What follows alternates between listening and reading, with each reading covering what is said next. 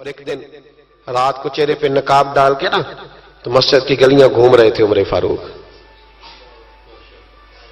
مدینے کی گلیاں گھوم رہے تھے. ایک دو گلیاں رہ گئیں تو فجر کا وقت ہو گیا. تو حضرت عمر اپنے غلام سے کہنے لگے نماز پڑھ لیتے ہیں اور باقی دو گلیاں بعد میں گھوم لیں گے.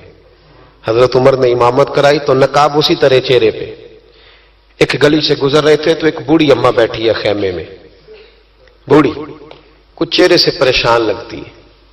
تو حضرت عمر غلام سے کہنے لگے اسے پوچھو کیوں پریشان ہے؟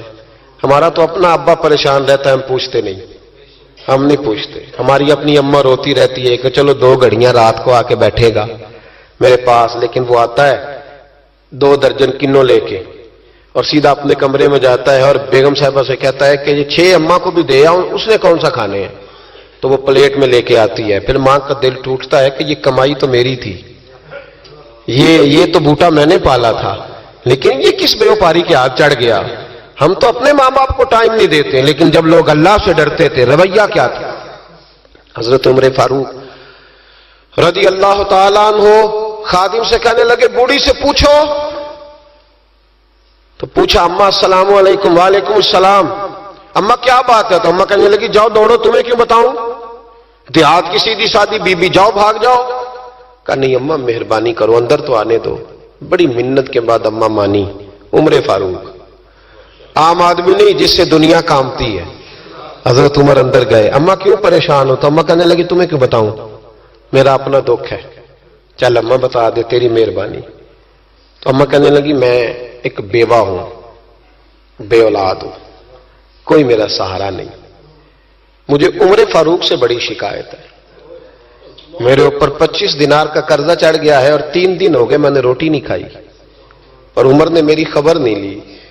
حضرت عمر کو پتہ چل گیا اللہ وارث ہے، اس کا کوئی 2 4 10 ہزار ووٹ کوئی نہیں. ایک کو میکے سے 6 مربے نہیں لے کے آئی، ایک اکیلی تنے تنہا.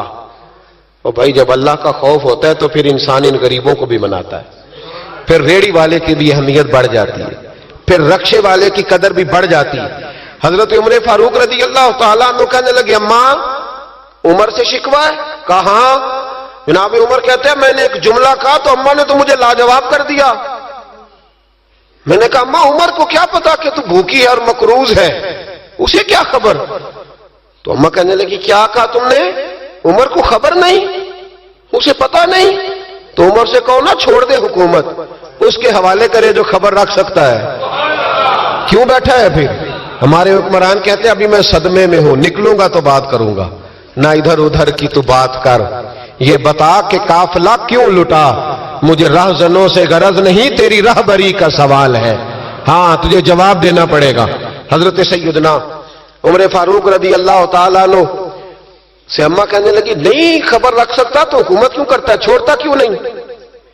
تو حضرت عمر کہتے ہیں میں کانپنے لگا. دوڑے گئے جناب عمر. میں نے کہا اس اماں کا 6000 ووٹ نہیں کہ اس کی قدر کی جائے. یہ اماں کوئی بہت آکسفورڈ یونیورسٹی کی ڈگری ہولڈر نہیں کہ اس کی بات مانی جائے. کہ لاوارث اور بیوہ بی بی. عمر دوڑے گئے، گھر سے اناج کا تھیلا کندھے پہ رکھا، 25 دینار بھی لیے، پکا پکایا کھانا بھی لیا. خادم کہنے لگا حضور مجھے دے دے میں اٹھا لیتا ہوں. تو حضرت عمر فرمانے لگے چل وعدہ کر قیامت کے دن بھی میرا بوجھ اٹھائے گا. کہنے لگا جی نہیں وہاں نہیں اٹھا سکتا. فرمایا پھر آج بھی نہ اٹھا، مجھے ہی اٹھانے دے، یہ میرا بوجھ ہے تو مجھے ہی. اماں کے سامنے 25 دینار بھی رکھے. پھر اماں کو حضرت فاروق اعظم نے 2 مہینے کا راشن بھی دیا، پھر پکا پکایا کھانا بھی دیا.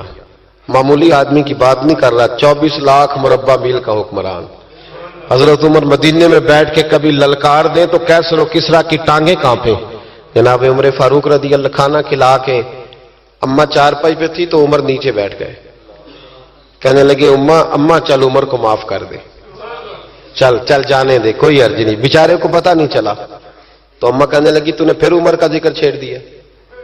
بیٹے میرے گھاؤ بڑے گہرے ہیں، میرے زخم بڑے سخت ہیں، کلیجہ پھٹے تو تجھے دکھاؤں کتنی تکلیف میں ہوں. میں تو پکا ہوا پھل ہوں، کسی وقت بھی دنیا سے چلی جاؤں گی. میں نے عمر کو معاف نہیں کرنا. جب میں قبر میں جاؤں گی نا، نبی کریم علیہ السلام آئیں گے تو میں عمر کی شکایت کروں گی. میں کہوں گی حضور اس سے پوچھئے یا رسول اللہ بیوہ اور بوڑھی کا خیال ہی نہیں کیا. تو آپ کے غلام کہتے ہیں میں نے عمر کو کبھی اتنا روتے نہیں دیکھا جتنا آج روئے. کہنے لگے اماں عمر کو میں جانتا ہوں وہ کمزور ہے، یہ شکایت نہ لگانا، وہ کمزور ہے، مقابلہ نہیں کر سکے گا، یہ شکایت نہ لگانا، چل معاف کر دے. تو اماں کہنے لگی اچھا تو مجھے کچھ اچھا لگتا ہے، جا تیری خاطر عمر کو معاف کیا، تو پیارا لگا ہے، جا معاف کیا، تیری خاطر معاف کیا، تیری خاطر عمر کو معاف کیا. حضرت عمر فاروق کہنے لگے مجھے لکھ کے دو. کون اتنے جتن کرتا ہے؟ کون؟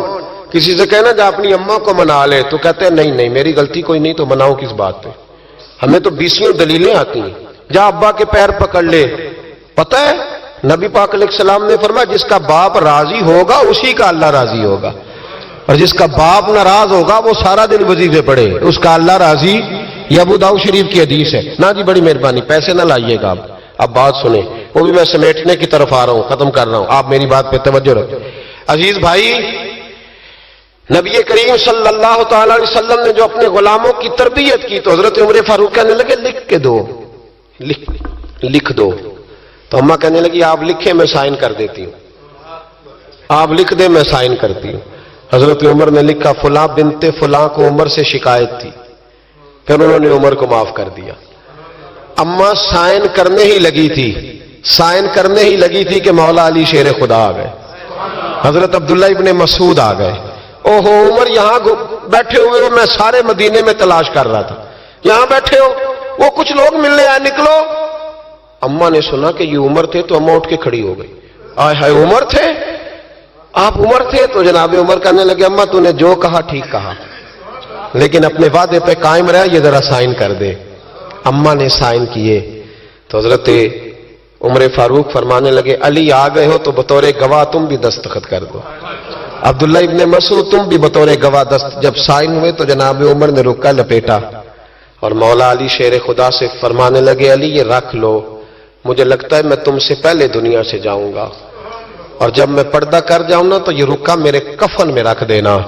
اگر حضور علیہ السلام نے پوچھا نا میری امت کے ساتھ کیا سلوک کر کے آئے ہو، تو رکا نکال کے کہوں گا یا رسول اللہ ایک بوڑھی ناراض تھی میں اسے بھی راضی کر کے آیا، حضور یہ میں راضی. بھائی جب تک ہم اللہ سے نہیں ڈرتے معاشرہ اصلاح پذیر نہیں ہو سکتا. جب تک یہ وظیفہ پک نہیں جاتا کہ اللہ میرے ساتھ ہے اور اللہ مجھے دیکھ رہا ہے، تب تک حالات بہتر نہیں ہو سکتے. جب انسان یہ وظیفہ پکا لیتا ہے تو پھر چونٹی پہ بھی ظلم نہیں کرتا، پھر وہ گدھے کو ڈنڈا مارتے ہوئے بھی سوچتا ہے، پھر میرے بھائی وہ پھر احساس کرتا ہے کہ جانور کی وجہ سے ہی نہ قیامت میں